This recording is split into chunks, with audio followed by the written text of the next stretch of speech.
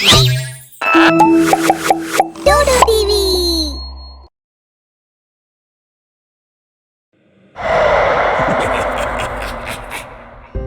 सुजानगढ़ में एक अस्पताल था।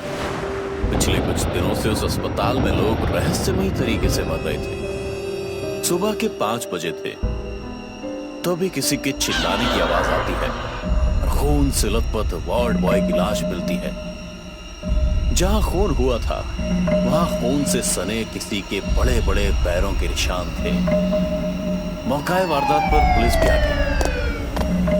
आप तो नाइट ड्यूटी में थी, तो आपने कुछ भी देखा या नहीं सुना? हाँ, मैं नाइट ड्यूटी में थी, पर मैं अपने कमरे से रात को ही चली गई थी, क्योंकि एक मरीज का ऑपरेशन हुआ था और वो काफी सीरियस था। इसका खून किसने किया मुझे नहीं पता। मरने वाले वार्ड बॉय की किसी से कोई कहा सुनी हुई क्या? मैं नहीं जानती, मुझे नहीं पता।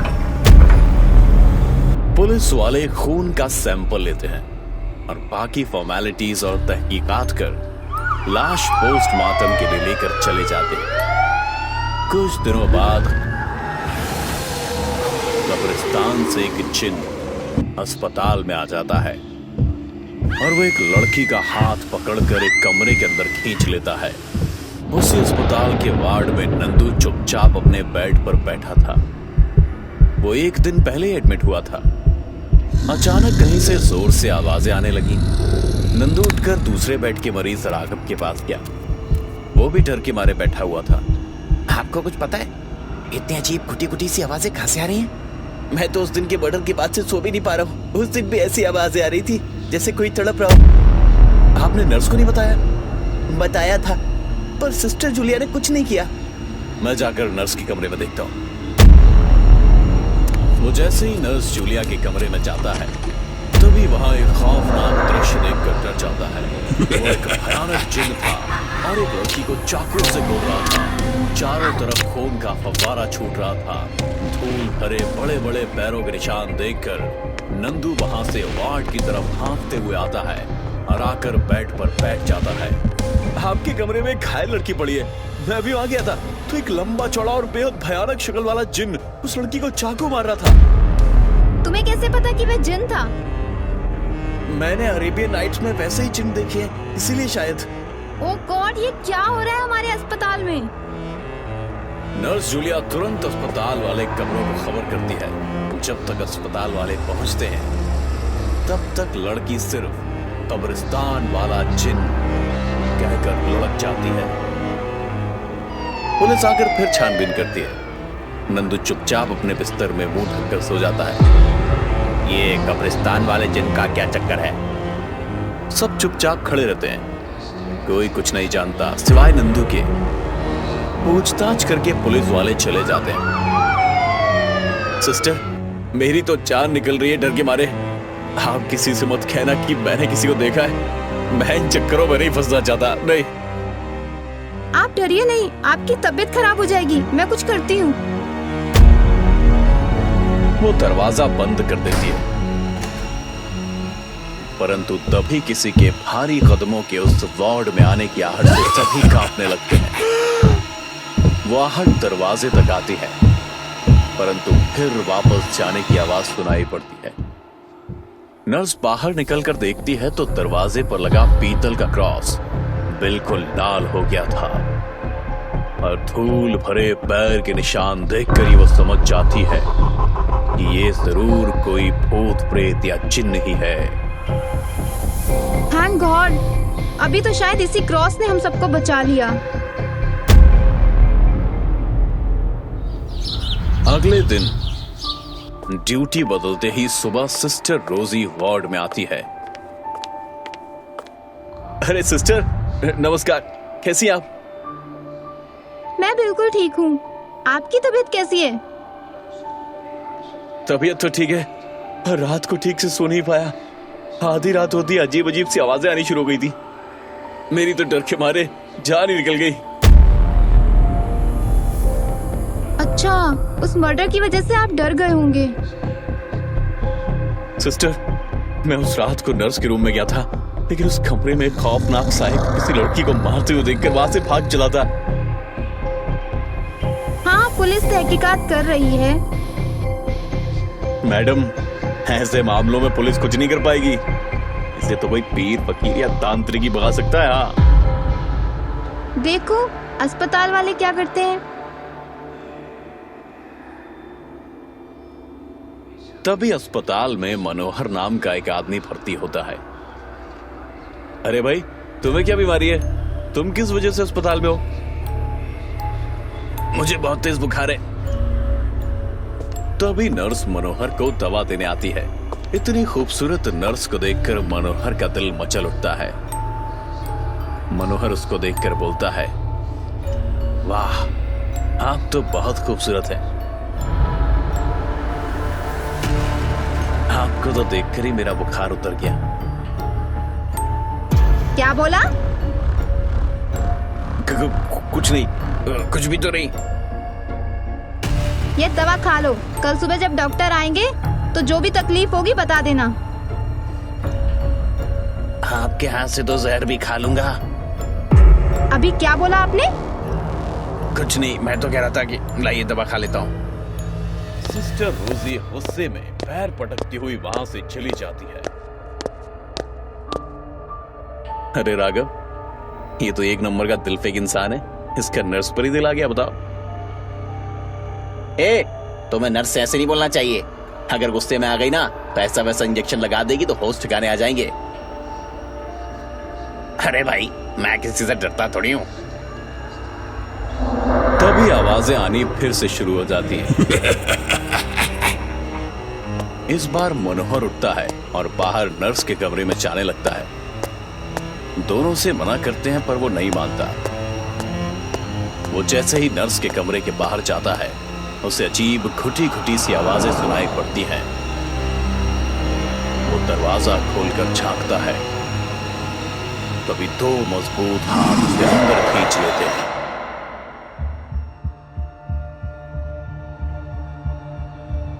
अरे राघव, मनोहर अभी तक नहीं आया। लगता है सचमुच उसने किसी रोजी सिस्टर को अपनी मीठी बातों के जाल में तो नहीं फंसा लिया है। हाँ यार, चलो देखते हैं।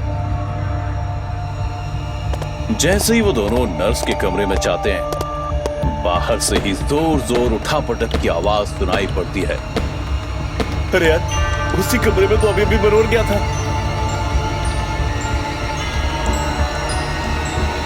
दोनों खिड़की से झांक कर देखते हैं। वही जिन मनोहर को चाकुओं से गोद रहा था। चारों तरफ खून का फव्वारा छूट रहा था। मनोहर जमीन पर पड़ा तड़प रहा था। अरे बाप रे, बचाओ, ये अस्पताल तो भूतिया है। मनोहर को मार डाला, अब वो किसी को नहीं छोड़ेगा।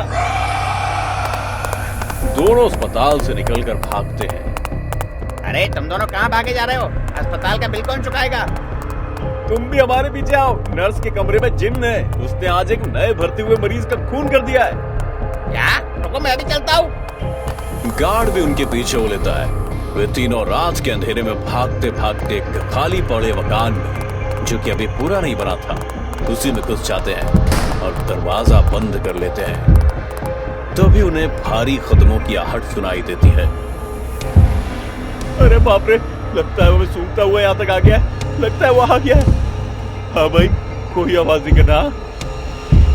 तभी दरवाजे पर उसके भारी कदमों की आहट सुनाई पड़ती है। आज तो मैं तुम सबको नहीं छोड़ूंगा। तुम लोगों ने मुझे देख लिया है और तुमने ही शोर मचाया था ना। तीनों एक दूसरे से चिपक कर बैठ जाते हैं। तभी भड़ाक से दरवाजा खुलने की आवाज आते ही नंदू चौकन्ना हो जाता है। जैसे ही वो कमरे में घुसता है, तीनों उस पर हमला कर देते हैं। खूब गुत्थम गुत्था होती है।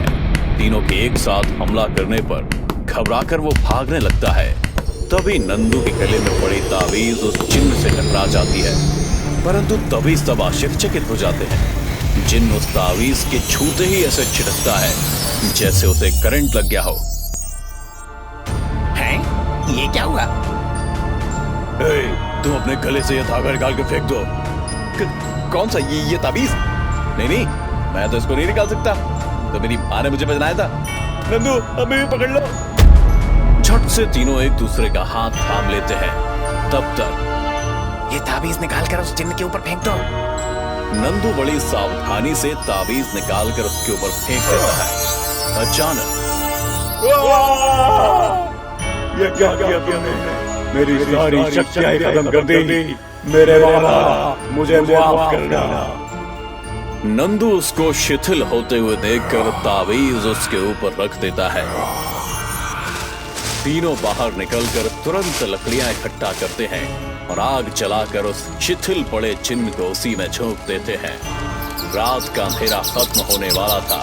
वो थू कर उसमें जलकर खाक हो जाता है। देखते ही देखते वो चिन्ह आग में झुलसने लगता है। नंदू भाई, आज तुम्हारी इस ताबीज ने हमारी सबकी जान बचा ली। हाँ भाई, ये जिन्न पिछले हफ्ते 3 खून कर चुका है। चलो जल्दी से अस्पताल, नहीं तो मुझे नौकरी से निकाल देंगे। अब जान बच गई है तो रोटी भी तो कमानी पड़ेगी ना। बेकार में उस बेचारे मनोहर को अपनी जान गंवानी पड़ी। कब्रिस्तान वाले चिन्ह से अब अस्पताल वालों को छुटकारा मिल जाता है। छोड़ो मुझे जाने दो, मुझे बहुत मारो। मैंने क्या बिगाड़ा तुम्हारा?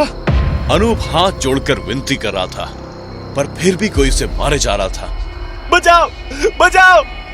वो चिल्लाए जा रहा था। फिर तभी झटके से उसकी नींद खुली। उसने खुद को बेड पर पाया। वो पसीने पसीने हो चुका था। उसने साइड टेबल पर रखे टिश्यू बॉक्स से टिश्यू निकालकर अपना पसीना पोंछा। वो बहुत घबराया हुआ था। उसने अपने सीने पर हाथ रखा तो पाया उसका हार्ट बहुत ही अबनॉर्मली बीट कर रहा था। कभी बहुत तेजी से तो कभी एकदम रुक जाता। वो विंडो पर जाकर पर्दा हटाकर फ्रेश एयर को महसूस करने लगता है। अनूप मुंबई के एक मल्टी स्टोरी बिल्डिंग में 2 BHK रेंटेड फ्लैट में रहता था। हर्ष उसका फ्लैटमेट था। दोनों 2 साल से साथ रह रहे थे। विंडो पर खड़े खड़े अनूप को हर्ष का ख्याल आया। बहुत लेट हो गया है, पता नहीं हर्ष आया है नहीं, देखता हूं जाकर। उसने जाके हर्ष के रूम का दरवाजा खोला, लेकिन वहां कोई नहीं था। बस जमीन पर एक सूटकेस पड़ा था। इतना लेट कैसे हो गया इसे? हमेशा तो अब तक आ जाता था, और ये सूटकेस? क्या हर्ष कहीं जाने वाला है? मुझे फोन करना चाहिए उसे। वो अपना फोन ढूंढने लगता है। साइड टेबल पर मोबाइल तो नहीं था। उसे याद था कि उसने वहीं रखा था। फिर उसने ड्रेसिंग टेबल पर देखा। मेरा फोन कहां चला गया? यहीं तो रखा था। तभी एक आवाज आती है। उसे एहसास होता है कि उसका दरवाजा कोई खोल रहा है। दरवाजा खुला और फिर बंद भी हुआ, पर उसे कोई दिखाई नहीं दिया।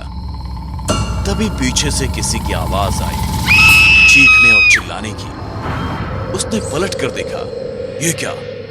ये सूटकेस तो उसने अभी थोड़ी देर पहले हर्ष के रूम में देखा था। ये यहां कैसे आ गया? मैं तो नहीं लाया। तभी उसने आवाजों पर फोकस किया। वो सूटकेस में से आ रही थी। वो डर गया। डर के मारे वहीं बैठ गया। अपने कान पर हाथ रख के आवाज को इग्नोर करने की कोशिश कर रहा था और खुद को समझाने की कोशिश करने लगा। रूप, डरो मत, अभी तू अकेला है। ऐसे डरेगा तो क्या होगा तेरा? संभाल खुद को। जब उसने कान पर से हाथ हटाया तो आवाज बंद हो चुकी थी। उसने सोचा ये उसका वहम है। उसे याद आया कि एक बार पैकिंग करते वक्त घर पर उसके व्हीलर में एक पपी घुस गया था, तो कैसे व्हीलर अपने आप चल रही थी।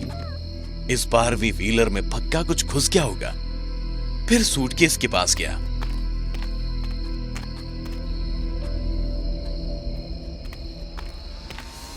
उसने जैसे ही उसे हाथ लगाया,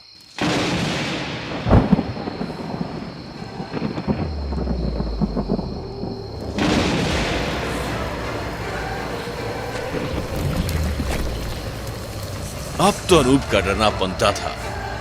तभी उसने देखा सूटकेस से खून निकल रहा था और अचानक सूटकेस खुलता है और उसमें उसे खुद की लाश दिखाई देती है।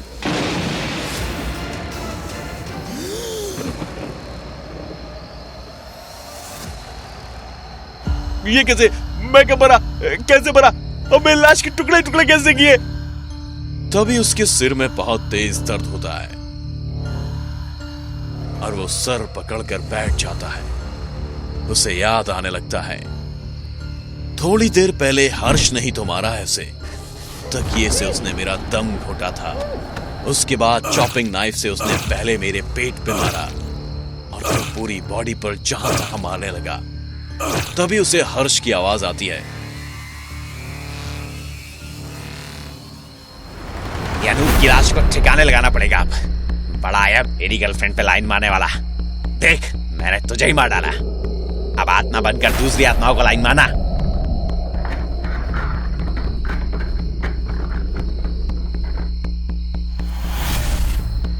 मेरे रास्ते में कितना बड़ा कांटा था तू। अब पड़े रहना समुद्र में। तभी बैक सीट पर पड़े व्हीलर से एक खून से लथपथ हाथ निकलता है।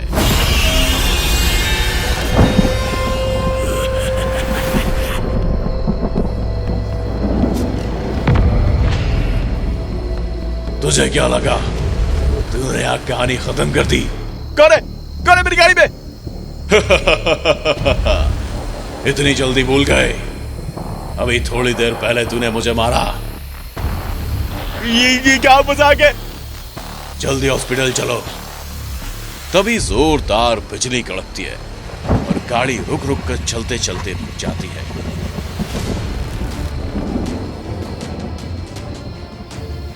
हर्ष गाड़ी स्टार्ट करने की कोशिश तो करता है, पर गाड़ी स्टार्ट नहीं होती। गाड़ी अचानक स्टार्ट हो जाती है और फिर इतनी तेजी से चलती है कि हर्ष को कुछ भी दिखाई नहीं देता। और फिर जब गाड़ी रुकती है तो वो एक हॉस्पिटल के सामने खड़ा रहता है। हर्ष इधर उधर देखता है और गाड़ी चलाकर जल्दी से समुंदर की तरफ जाता है। समुंदर के ऊपर पुल पर हर चीज नॉर्मल हो जाती है। हर्ष पीछे पलटकर देखता है तो व्हीलर वैसे ही रखा रहता है जैसा उसने रखा था। वो गाड़ी से निकलता है तो बस समुंदर की आवाज सुनाई देती है उसे। वो सोचता है, एक तो आज इतना बड़ा कांड कर दिया और ऊपर से शराब, ये सब उसी का नतीजा है। मैं भी फालतू में डरा था। अब फाइनली मुझे तुमसे मुक्ति मिल जाएगी। जा रूप, चैन से रहो समुंदर में। वो सूटकेस को उठाकर समुंदर में फेंक देता है और कार ट्रंक को खोलकर एक और सूटकेस निकालकर समुद्र में फेंक देता है।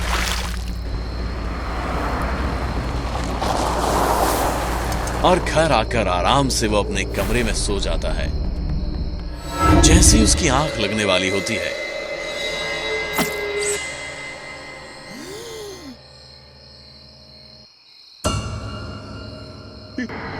ये ब्लड कहां से आया? ऊपर देखता है तो पूरी सीलिंग पर ब्लड रहता है और ऐसे ही टपकता रहता है जैसे बारिश हो रही हो। और देखते ही देखते खूब तेज खून की बारिश होने लगती है। डर के मारे हर्ष का बुरा हाल हो जाता है। वो अपने रूम से दौड़ता हुआ बाहर हॉल में आता है तो देखता है कि बारिश भी उसका पीछा कर रही है। तभी पीछे से कोई आकर उसे अपने साथ छाते में ले लेता है। थैंक यू यार, पता नहीं कहां से घर के अंदर ये बारिश हो रही और तौर पे पागल हो गया हूं। मुझे ऐसा क्यों लग रहा है कि खून की बारिश है ये? हाँ, ये खून की बारिश है। जो खून अनूप के रूम में फ्लोर पर पड़ा था, ये वही खून है। हो ही नहीं सकता। ध्यान से देखो। हर्ष पीछे मुड़कर छाता देने वाले को देखता है। वहां से कोई और नहीं दिखता, पर जैसे ही उसकी नजर नीचे जाती है, वो झटके से दूर भागता है। वहां वही सूटकेस रखा है। अब हर्ष इतना डर जाता है कि गिरते पड़ते दरवाजे की तरफ भागता है और दरवाजा खोल के लिफ्ट की तरफ जाता है। वहां दोनों लिफ्ट की बटन दबाता है और एक भी लिफ्ट उस फ्लोर पर नहीं आती। वो पीछे मुड़कर देखता है तो वही सूटकेस उसे आता हुआ दिखता है। वो जल्दी से सीढ़ियों की तरफ भागता है। जल्दी जल्दी में वो सीढ़ियों पर गिर भी जाता है, फिर भी खुद को संभालते उठता है और तेजी से नीचे की ओर उतरता है। तभी उसे नीचे से सूटकेस आता हुआ दिखाई देता है तो हर्ष ऊपर की तरफ भागने लगता है। वो डर के मारे कब 18वें फ्लोर के टेरेस पर पहुंच जाता है, उसे पता ही नहीं चलता। वो वहां जाकर पीछे देखता है तो उसे कुछ दिखाई नहीं देता और जैसे ही सामने देखता है,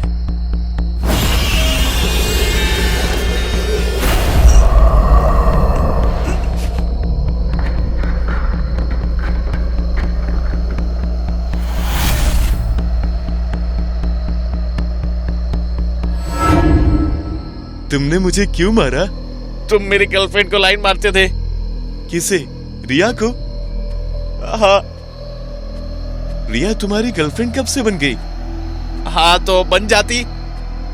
तभी हर्ष के गाल पर एक जोरदार थप्पड़ पड़ता है। ये थप्पड़ मारा था रिया ने। तुमने ऐसा सोच भी कैसे लिया? अगर तुम शांति से मान जाती तो क्या हो जाता, बस तुमसे फ्रेंडशिप ही तो करना चाहता था।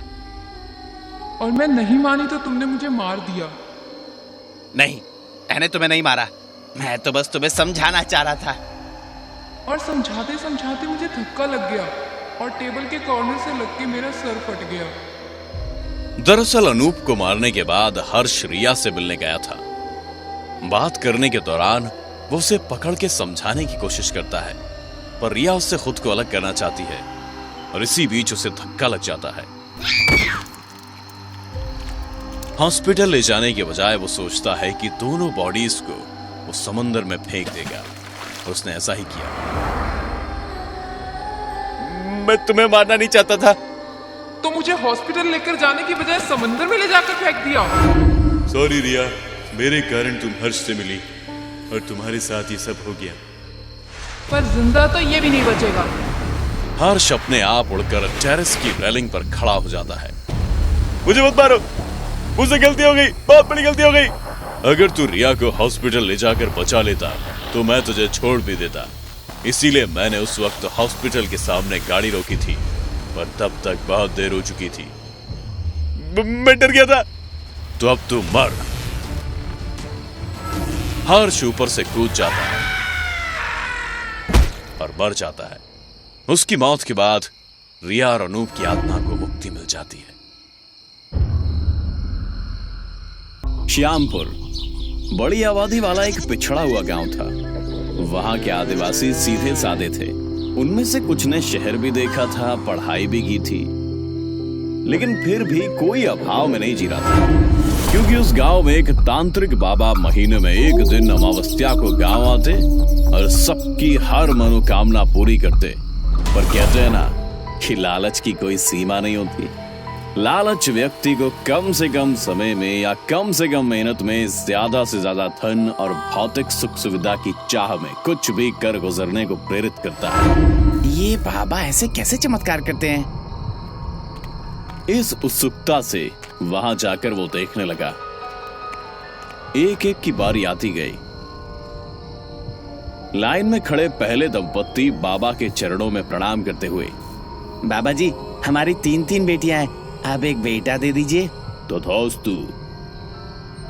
लाइन में खड़ा अगला लड़का आगे आते हुए, बाबा जी, शहर के कॉलेज में मुझे एडमिशन लेना है, 1 लाख रुपए चाहिए।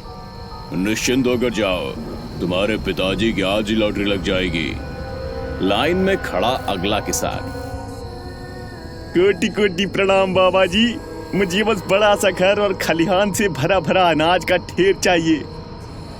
बाबा जी ने जो कहा वो भगवान के शब्द थे, यानी हर हाल में पूरा होना ही था।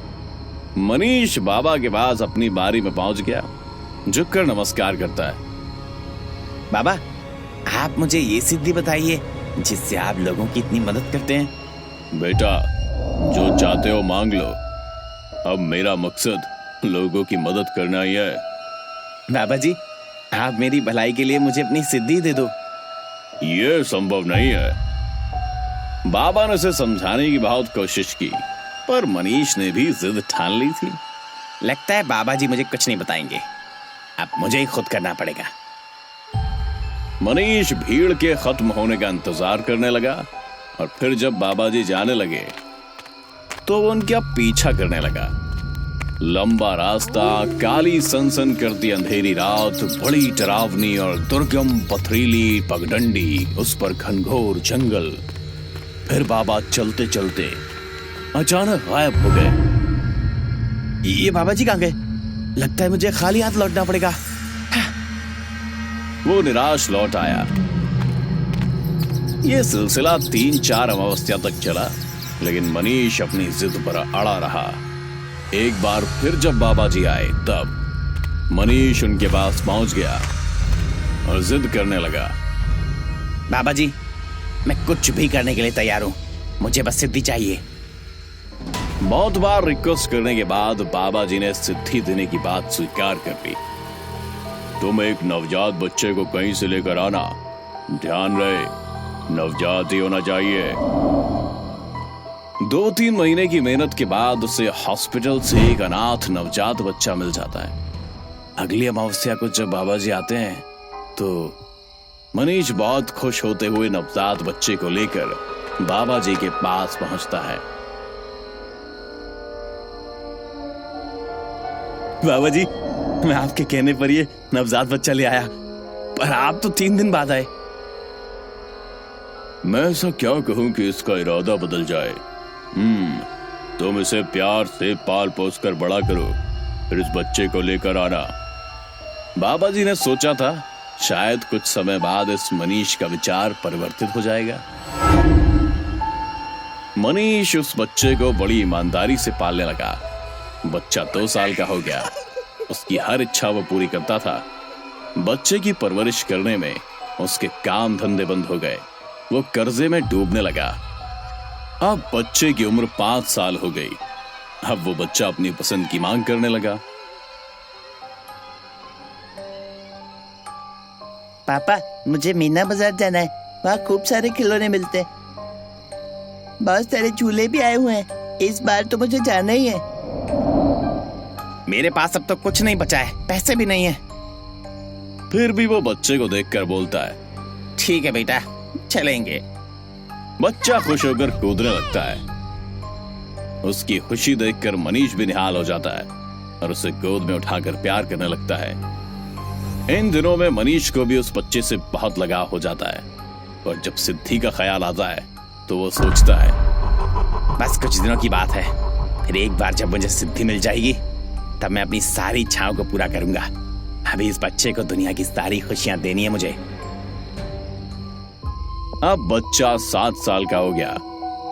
मनीष बाबा जी से मिलने गया।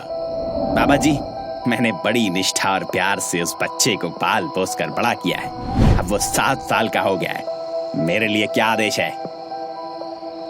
बाबा बड़ी असमंजस की हालत में थे। एक बार फिर समझाने की कोशिश। मनीष, तुम जिस चीज को पाने की चाह रखते हो वो बड़ा शाप है, उसमें तुम जीते जी नरक भोगोगे। जिस बच्चे को तुम पाल रहे हो जरा उसके बारे में तो सोचो। उस प्यारे बच्चे के साथ जिंदगी जियो और सिद्धि के बदले जो चाहिए वो मांग लो। लेकिन ऐसा लग रहा था कि मनीष के दिमाग में दुर्भाग्य बैठ गया था। वो ना तो कुछ सोच सकता था और ना ही कुछ सुनने की हालत में था। बाबा जी, आप मुझे बहलाने की कोशिश मत कीजिए। मैं पिछले 7 सालों से आपके कहे अनुसार चल रहा हूँ। सिद्धि तो मुझे किसी भी कीमत पर चाहिए। ठीक है, तुम अमावस्या के दिन बच्चे को दिन भर भूखा रखना और आधी रात को हमारे सिद्ध स्थान पर पैदल चलकर ले आना। साथ में उसकी पसंद की मिठाई लाना मत भूलना। ठीक है बाबा जी, इस दिन को मैंने सालों से इंतजार किया है। मैं जरूर आऊंगा, मिठाई भी लाऊंगा। अब मनीष अमावस्या का इंतजार करने लगा। फाइनली वो दिन भी आ गया। वो मिठाई और बाकी सामान लाकर सब तैयारी कर चुका था। वो बेसब्री से रात होने का इंतजार करने लगा। जब रात हो गई तो बच्चे को लेकर वो चला। पापा, आप मुझे लेकर कहाँ जा रहे हो? ये कैसा रास्ता है? पापा प्लीज घर वापस चलो। बेटा, हम पिकनिक मनाने जा रहे हैं। देखो, मैंने तुम्हारी पसंद का लड्डू भी ले लिया। पापा, रात को कौन पिकनिक जाता है? हम कल सुबह चलेंगे। मुझे बहुत डर लग रहा है, मुझे घबराहट हो रही है। कैसे कैसे ख्याल आ रहे हैं। लेकिन मनीष का जुनून तो अलग ही तरह का था। फिर दोनों वहां पहुंचे जहां बाबा ने बुलाया था। बड़ा सा खंडर झाड़ियां मकड़ियों के चालों में उलझ उलझ कर चलते जा रहे थे। खुद मनीष भी काफी डरा हुआ था। अज्ञात भय और अनिष्ट की भावना से घबराया हुआ बच्चे को कोई जवाब नहीं दे पा रहा था। थोड़ी दूर और चलने के बाद बाबा जी दिखाई दिए। ऐसा भयानक दृश्य कि आत्मा भी कांप जाए। हवन कुंड, मानव की खोपड़ी, हाथ में हड्डियां और चारों तरफ खून के छींटे। बच्चे को उधर बिठाकर तुम इधर आओ, बाबा ने हड्डियों से आहुति डालते हुए कान में कहा। मनीष, बच्चा दिन भर का भूखा है ना? जी बाबा जी। जब तक मैं अनुष्ठान करता हूँ तब तक इसे भरपेट मिठाई खिला दो। पानी मत पिलाना, जैसे ही पानी मांगे वैसे ही उसका सिर काट देना। बाबा जी मैं कैसे अपने हाथों से? मैंने पहले समझा दिया था, अनुष्ठान शुरू होने के बाद पीछे नहीं हट सकते, वरना पिशाच भूचाल ला देगा। भूखा और डरा हुआ बच्चा धीरे धीरे खाने लगा। उसकी मिठाई खत्म होते ही बाबा जी का अनुष्ठान पूरा हो गया। पापा पानी दो ना। तुम तलवार उठाओ और बच्चे का सिर काट के शरीर से अलग कर दो। मनीष को तो करंट सा लगा, लेकिन बाबा जी पर पिशाच सवार था। काटो, नहीं तो मैं तुम्हारा नाश कर दूंगा। मनीष कांपता हुआ कुछ सही गलत तय करता उससे पहले बाबा जी ने हाथ उठाया और बच्चे का सिर शरीर से अलग कर दिया। फिर तो मनीष काफी बेचैन होने लगा, रोने लगा। जिसे इतना प्यार किया उसे मैंने अपने हाथों से मार दिया। थोड़ी देर बाद वही बच्चा विकराल रूप में बाबा जी के बगल से निकलता है। पापा तुमने मुझे क्यों मारा?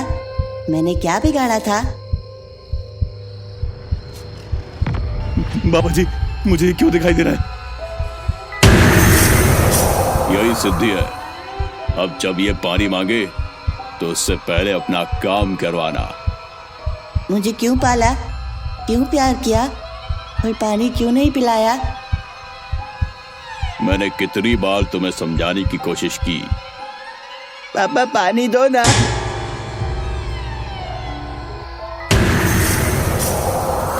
मनीष उस बच्चे से डर के भागा और बच्चा भूत उसका पीछा करते करते घर पहुंच गया। बाल पिशाच मनीष के साथ रहने लगा और हमेशा पानी मांगता रहता। पापा पानी दो ना। अब मनीष इतनी दहशत में रहने लगा कि जिंदगी नर्क हो गई और वो बाल पिशाच के साथ सोते जागते हर समय बेहाल रहने लगा। किसी से कुछ नहीं कह पाया और धीरे धीरे पिशाच ने उसे तड़पा तड़पा कर मार दिया। पानी दो ना।